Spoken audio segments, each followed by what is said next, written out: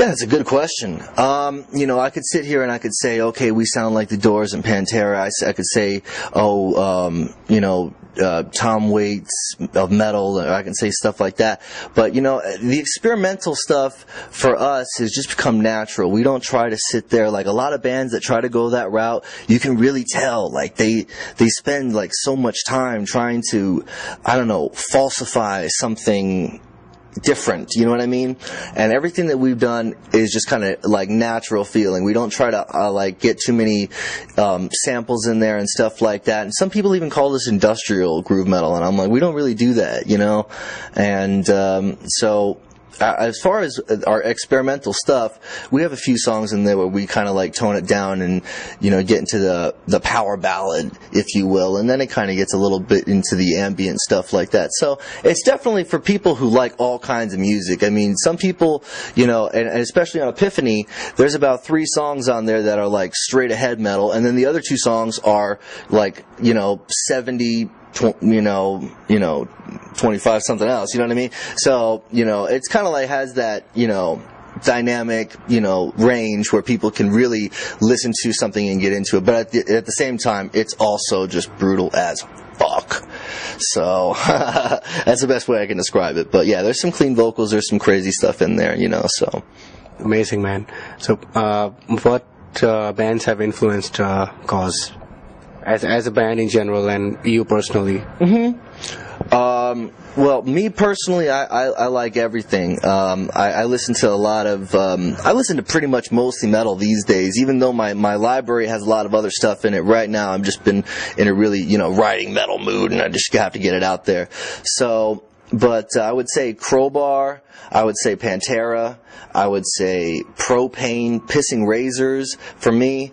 Old school groove metal bands that people wouldn't even probably hear of. Nonpoint is actually a really big, I'm really big fans of them. Strapping Young Lad is just a huge. Devin Townsend is just so fucking cool, that guy, and Opeth and Bloodbath, and I love death metal, and like Decapitated and Deicide and all that kind of stuff, and Slayer obviously is up there for me. And I know my drummer, he's really into like blast beats like crazy, like Suffocation and Origin and all that crazy shit, and he could probably name a few more, but he's just Michael Gomez, he's on sickdrummer.com and stuff like that, so people can check him out. He's just a crazy double bass guy, and I've worked with so many great drummers throughout the career of Kauze, man. It's just been such an honor. I worked with Dan Welby from a band called Hell Hath No Fury and Hostile Groove, and he's just an awesome groove metal drummer. And fucking Ken Schock from Candiria, which is a Century Media band, he was the drummer who worked with me on Epiphany, and he was just the best musician I've ever played with in my life. So I kind of realigned my playing to what it is now. So he kind of helped me get to the next step, But it's really cool. I'm really happy with the progression of everything in Kauze right now, and we're actually pretty much getting far in the writing process for the full-length LP, The Rise to Power. And I know a lot of people are like, you shouldn't say a full album release, or you shouldn't say you're doing this right when you release something. And it's like, I don't give a fuck. We're here to fucking do this, and, so that's it. And, we're pretty much got a 10-song LP, getting ready to be in the banks. But right now, it's more important to go out on the road and support Epiphany and go out there and party with y'all. So that's pretty much the priority. For sure. Yeah, I was going to ask you about that. What tours do you have coming up? Yeah, the Kings of Groove Metal Tour, so that's going to hopefully be going on in September. I don't know the exact dates on that, but we're pretty much going to go through Arizona, Nevada, Washington, Portland, that kind of bit, San Francisco, and, make the best of it. Hopefully all in 9 or 10 days or something like that. Hopefully I don't come back broke, but hopefully Vegas isn't the end, But yeah, it'll be good. So yeah, we're working on that with Distilled Entertainment right now, and they actually are the booking agent for bands like 3 Inches of Blood and Sick Monic out of Arizona, which is our buddies who hooked us up there, and we appreciate that. And DMX, the rapper of all people. So we're gonna be on the same booking roster as DMX. So I'm like, okay, homie, that's cool. But I like DMX, he's cool. Yeah. Anyway, one thing I wondered, about bands in general is, what happens when, like one or more of your band members are not really your friends, but you still work with them because they are great musicians or something, because they fit well with the band. So how do you deal with that, It's tough when there's inter band tension and you just like, you know, my past guitar player and I, like, we're still really good friends, and there's gonna, you know, he's always gonna have some sort of hand in, you know, the not the writing process, but just Kauze in general, like overseeing things. And now that we have a new guitarist in there, it's kind of like there's new blood, there's kind of a new fire. He's got a couple riffs, I got a couple riffs, we got a couple songs, so it's gone from there. But pretty much I'm the main songwriter when it comes. I'm not trying to boast, but that's how the band started. You know, I'm pretty comfortable with that and the style that I've developed as a songwriter in the future of Kauze. And I'm interested in, you know, molding that with my bandmates, but, you know, in some sort of situations, you just have to do what's best for the band, and you can't think about the personal stuff of it.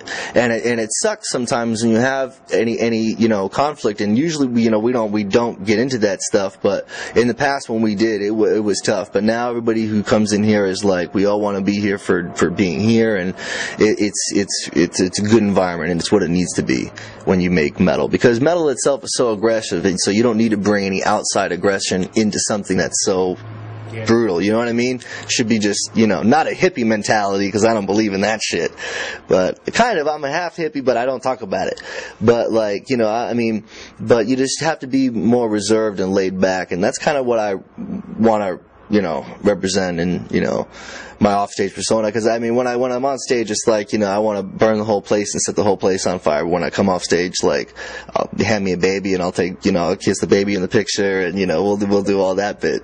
But, you know, it's all about having fun, man, and it's all about just playing metal. And, you know, when it comes down to the personal stuff, everybody should just leave it at the door. And I think that's the best advice that I can give to bands who do have that kind of stuff going on for real.